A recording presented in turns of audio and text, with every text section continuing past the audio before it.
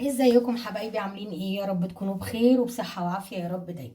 النهارده هعمل معاكم اللانشون البيتي. لانشون في البيت، طبعا كلنا بنحب اللانشون في ايام المدارس. الولاد بيحبوا سندوتشات اللانشون. اللانشون غالي جدا بره، طب ما احنا نعمله في البيت احسن. مكونات اللانشون ايه؟ اللانشون اللي بره ما بيبقاش لانشون لحمة ولا لانشون فراخ. الحاجات اللي انا هعمل بيها دي هي اللي بيعملوا بيها بره. انا معايا ايه للانشون؟ 5 بيضات اهو، ومعايا نص كوباية زيت ذرة، ومعايا كمان يا حبايبي كوباية إلا شوية دقيق، ومكملاها يعني مكملاها بنشا. توابلي ايه؟ توابلي فلفل اسود نص معلقة، معلقة كبيرة توم باودر، نص معلقة ملح. الطعم بقى الحلو فيها اللي هو الكبابة الصيني وروزماري مطحون اهو. وننزل بمثلثات الجبنة، 5 قطع جبنة مثلث، 5 بيض و5 جبنة اهو. بسم الله. هفتح الجبنة واحطها وارجع لكم. نزلت بايه؟ 5 بيض، كوباية الا شوية دقيق، وكملتها بنشا. 5 مثلثات جبنة المثلثة، 5 قطع، و5 بيض، ونص كوباية زيت، والتوابل روزماري مطحون، كبابة صيني مطحونة طبعا، نص معلقة ملح، نص معلقة فلفل اسود، ومعلقة كبيرة توم باودر. هنزل بايه؟ الطعم عشان يبقى زي بتاع بره بالظبط. هنزل بورقتين الفورية دي، ورقة الورقة الفورية اهو 2. وانزل بايه كمان بقى؟ انا طحنت معلقتين لحمة مفرومة في الكبة، وهنزل بيهم علشان ادي برضو طعم اللحمة. دي لحمة بقري، خدت معلقتين من اللحمة اللي عندي في التلاجة وحطيتهم، وهضرب ده كله في الخلاط، ونشوف نكمل مع بعض. هنكمل اللانشون ازاي في الخلاط بقى. نبدأ نضرب، هطحن الكلام ده كله اهو.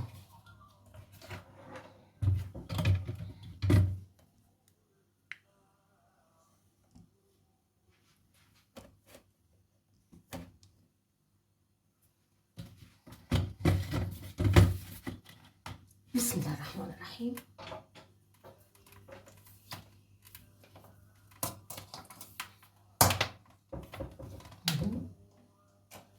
بسم الله.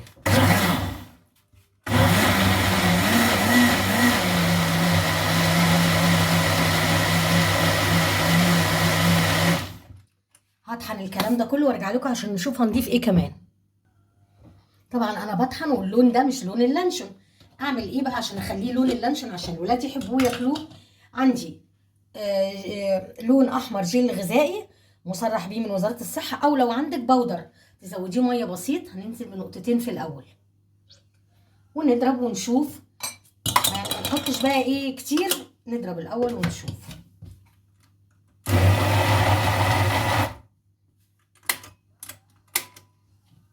انا عايزه اشوف اللون كده. لا متهيألي عايز كمان نقطه كمان.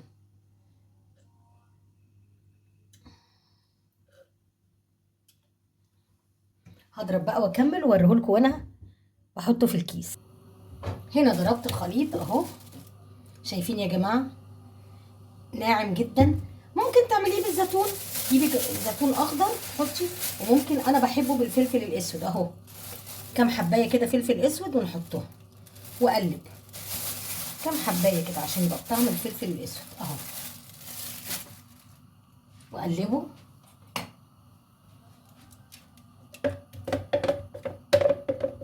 اهو انا عايزه الخليط كده متجانس كده اهو.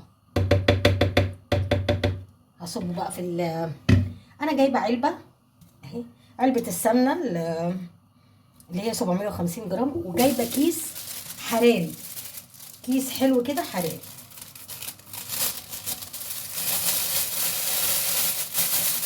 عشان انا هحط الكلام ده على النار اهو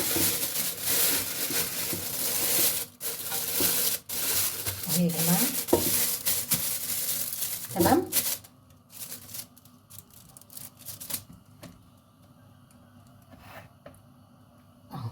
واصب. طبعا في ميه على النار بتغلي اهو.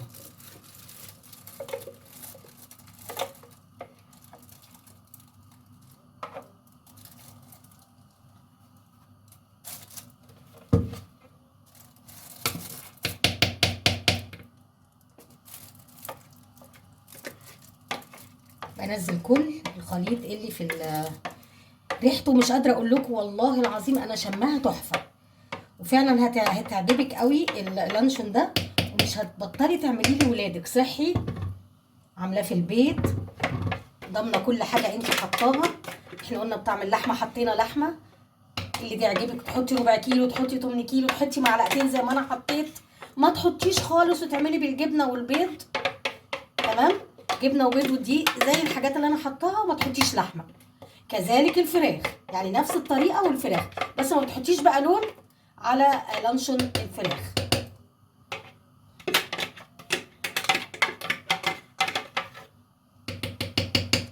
هحاول ان انا افضيه كويس، مش هسيب اي حاجه فيه. يا جماعه انا فضيت الخليط كله هنا اهو. اعمل كده بقى، يعني اساوي كده واضغط اهو.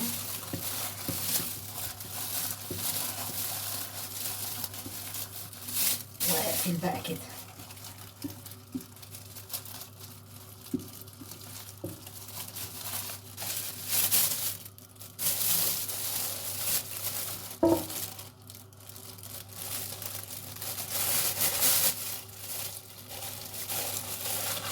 انا ممكن احطه في علبه وممكن لا والله، ممكن ان انا بلاش العلبه واعمل كده.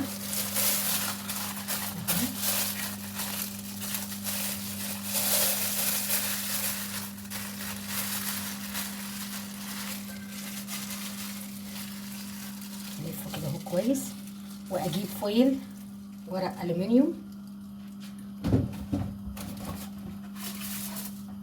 عشان هو يعني المقدار انا كان نفسي ان هو يكفي العلبه، بس مش مشكله نعمله كده كذا طريقه، يعني انا بوريكي كذا طريقه اهو.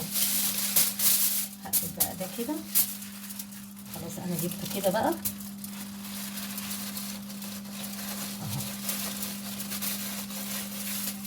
مش قادره اقول لكم ريحه البيت كلها لانشون اهو. واروح جايبه كده اهو، واضغط كده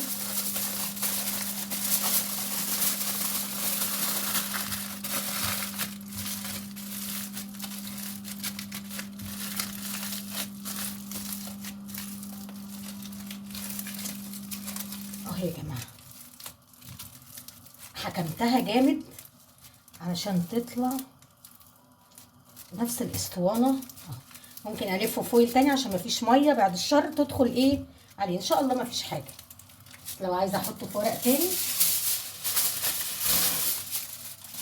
احط. الطريقه دي هتعجبكم جدا جدا، مش هتبطلوها، من اسهل ما يكون اهو. بغلي الميه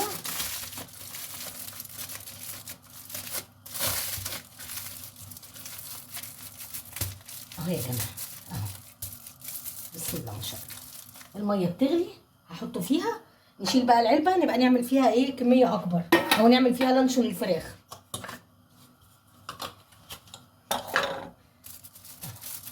الميه تغلي واحط اللانشون فيها وبعدين اوريه لكم. هنا يا جماعه الميه بتغلي اهي، اروح جايبه اللانشون وحطاه فيها كده لمده قد ايه؟ ساعه، ساعه وربع. اسيبه يستوي على نار متوسطه مش نار عاليه اهو.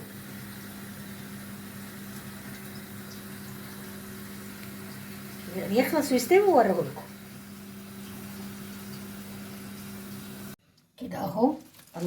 خرجت اللانشون من النار،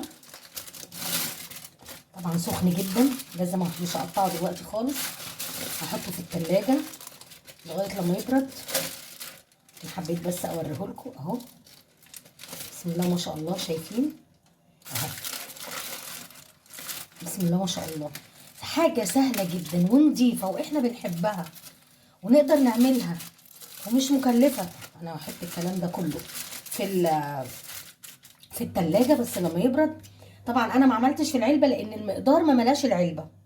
عشان املى العلبه لازم كنت اضاعف المقدار. فلما اعمل لانشون الفراخ ان شاء الله، او حبيتي تعملي في علبه تطلع اللانشون كبيره، تضاعفي المقدار ده. لكن ده مقدار صغير، فانا ما حبيتش ان انا اوقف نفسي على ان هما ملاش العلبه، رحت حطاه في فويل وكده. احطه في التلاجة ونقطعه مع بعض ونعمله سندوتشات لينا ولولادنا بألف هنا طبعا. هجيبه من التلاجة واوريه لكم واحنا بنقطعه في منتهى الجمال يا جماعه، لان انا مجرباه قبل لما اعمله. خلاص اللانشون برد، يلا نقطعه مع بعض.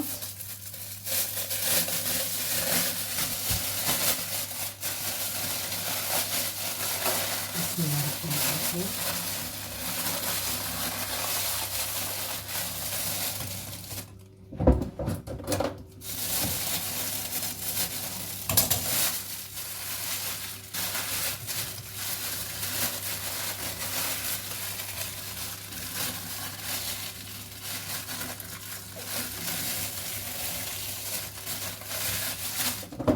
يا جماعه بسم الله ما شاء الله.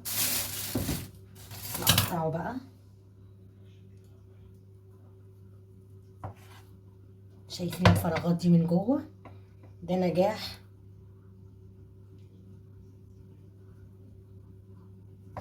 اللانشون اهو.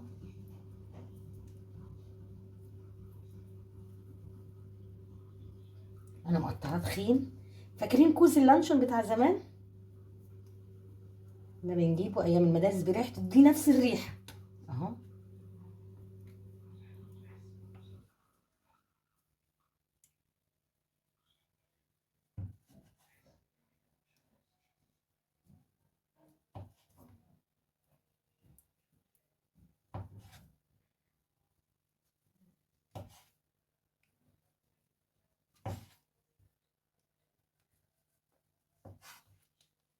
اهي يا جماعه.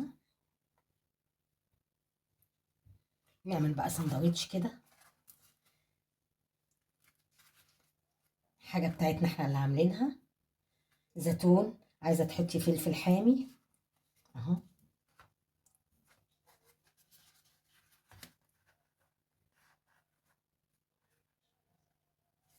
منتهى الجمال.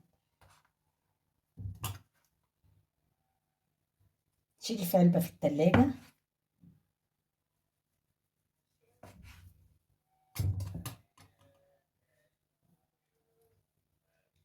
اهو.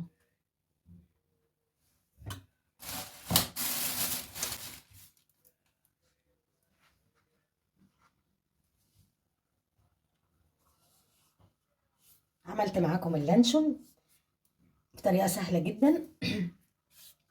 يا ريت تجربوه وتقولوا لنا في الكومنتات. يا رب الفيديو يعجبكم، ونحاول لايكات كتير عشان الفيديو يعني ينتشر كده ان شاء الله باذن الله. ونعمل معاكم ان شاء الله باذن الله لانشون الفراخ. اي حاجه انتوا تطلبوها قولوا لي في الكومنتات واحنا نعملها مع بعض. ممكن اكون انا مش فاكراها، انتوا تفكروني بيها. ما تنسوناش في اللايك والشير والسبسكرايب. دمتم بخير، والقاكم في فيديو جديد ان شاء الله.